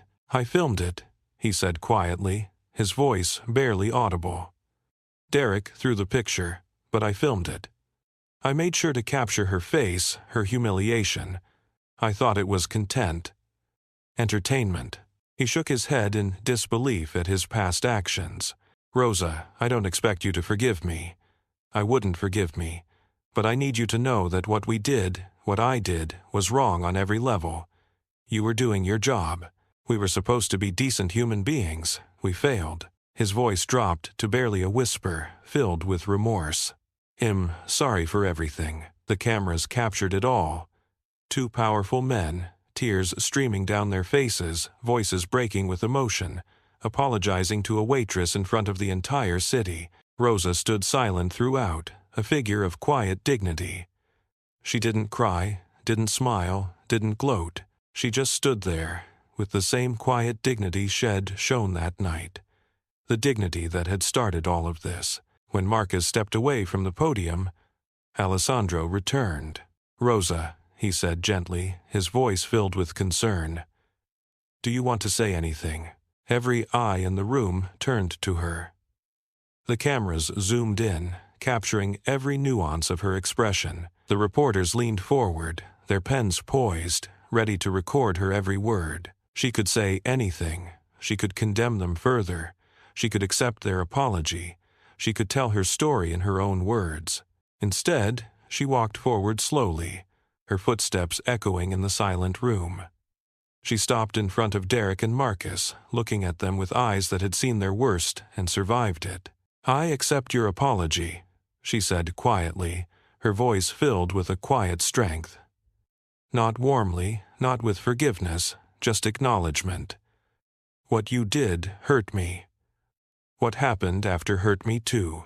The attention, the scrutiny, the loss of my privacy. I hope you've learned something from this. I hope nobody else has to learn the way I did." She turned to face the cameras, her gaze unwavering. "I'm not a symbol. I'm not an inspiration. I'm just someone who went to work and got hurt by people who thought cruelty was entertainment. It happens every day to people everywhere, usually without cameras, without justice." Her voice strengthened with conviction. "Maybe this changes something.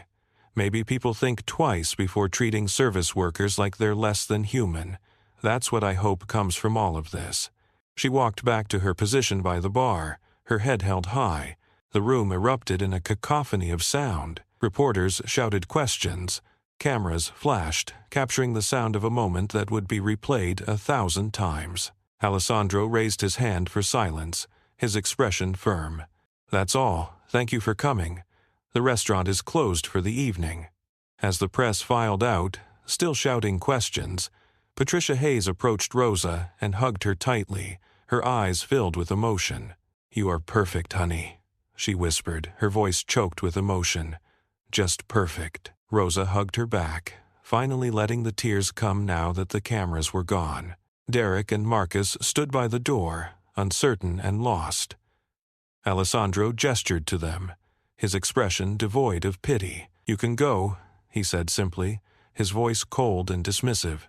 They left without another word, walking past the throng of reporters into the Manhattan night. Their faces streamed across a dozen platforms within minutes, their shame on full display. Rosa watched them go and felt... what? Not satisfaction, not victory, just the heavy, complicated weight of consequences playing out in real time. "Is it over?" she asked Alessandro, her voice filled with weariness. He put his arm around her shoulders, offering her comfort and support. "It's over," he said, but they both knew that wasn't quite true. The aftermath was just beginning. 6 weeks later, Rosa walked into Moretti's for her evening shift and felt something different in the air. Not pity anymore, not awkward sympathy or uncomfortable hero worship, just respect. "Section 3, as always," Marco said, handing her the evening assignments with a genuine smile. "You've got the Johnson family. They requested you specifically. Said nobody else gets their daughter's dairy allergy right." Rosa smiled back, her heart feeling lighter than it had in weeks. "Tell them it'll be right there." It had taken time, but slowly, so slowly, things had returned to something resembling normal. The news fans were gone. The interview requests had dwindled to nothing. Her social media had quieted down to the occasional supportive message instead of the overwhelming tsunami of attention. She was just Rosa again, Rosa who worked Section 3, Rosa who remembered orders and brought extra bread without being asked, Rosa who loved her job. But something had changed, and she felt it in small ways. The way customers met her eyes with respect instead of looking through her. The way her co-workers treated her as an equal rather than someone fragile. The way she walked through the dining room with her head held high, no longer afraid of being seen. The viral video hadn't broken her. It had revealed something Shed always had but never fully claimed. Her own strength. "Rosa," Patricia Hayes called from her usual booth, waving her over. "Come here. I want to introduce you to my book club. We've been discussing workplace dignity, and I've been boring them all with stories about you." Rosa laughed, a real laugh that came from deep within her, and went to meet them. Just another Friday night at Moretti's. Across town, Derek Chun sat in a coffee shop with his laptop, applying for jobs. Not CEO positions, not even executive roles. Those doors had slammed shut the moment ByteBold's technologies became synonymous with cautionary tale. His LinkedIn was still active, but the connection requests had stopped. The networking calls had dried up. He was applying for senior manager positions now, sometimes even mid-level, anywhere that would look past the Google results when they searched his name. His engagement had ended 3 weeks ago. Chelsea had been kind about it, but the writing was on the wall. Shed signed up for a future with a successful tech CEO, not a disgraced founder still figuring out how to rebuild from rubble. Some days, Derek wondered if he deserved any of this. Other days, he watched that video, still online, permanently etched into the internet, and knew exactly what he deserved. The lemonade, the laughter, the casual cruelty of two men who had had everything and thought it made them invincible. They'd learned otherwise. Marcus had moved to Seattle. Fresh start, new city, far from the wreckage.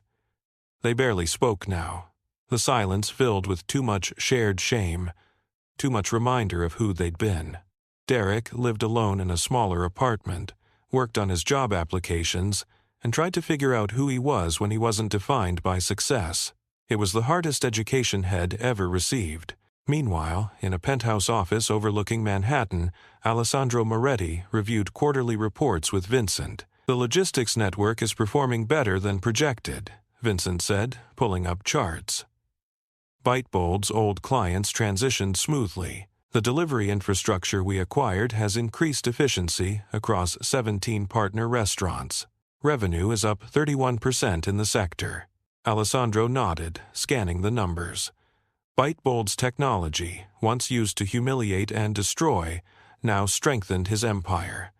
The companies Head acquired weren't just leverage anymore. They were assets carefully integrated into his broader operations. Green Brothers Trucking, Data Flow Systems, Velocity Freight, OptiServe Cloud, all running smoothly under new management, generating steady profits, contributing to a network that now controlled over 60% of Manhattan's logistics infrastructure. What had started as revenge had become empire building. And Chun and Webb? Alessandro asked. Chen still in New York, job hunting? Webb moved to Seattle, working at a mid-sized tech company in middle management. Neither are any threat. Vincent closed his laptop, his expression satisfied. You broke them completely, Alessandro. They'll never recover their former positions. Alessandro was quiet for a moment, thinking about Rosa, about how Shed stood in that restaurant. Tears in her eyes, but voice steady, accepting an apology that could never undo the harm. How Shed, gone back to work the next day and the day after that, refusing to be chased away from something she loved. They broke themselves, he said finally, his voice low and even. I just made sure they paid the full price. That evening, Alessandro picked Rosa up from work. She slid into the car, tired but content, smelling faintly of garlic and rosemary from the kitchen. Good shift? He asked, his eyes full of love and concern. Good shift, she confirmed, her voice filled with contentment. The Pettisons left a 30% tip and a note saying, You're the best server in Manhattan. They're not wrong, Alessandro said, smiling. She laughed and leaned her head on his shoulder, finding comfort in his presence. You know what's strange? I thought I'd never feel normal again after everything. But tonight, for the first time in weeks, I just felt like me. Is greater than. Not viral waitress girl, not a symbol. Just Rosa. You were always just Rosa, Alessandro said, his voice filled with warmth. The world just finally caught up. They drove through Manhattan as the city lights flickered to life.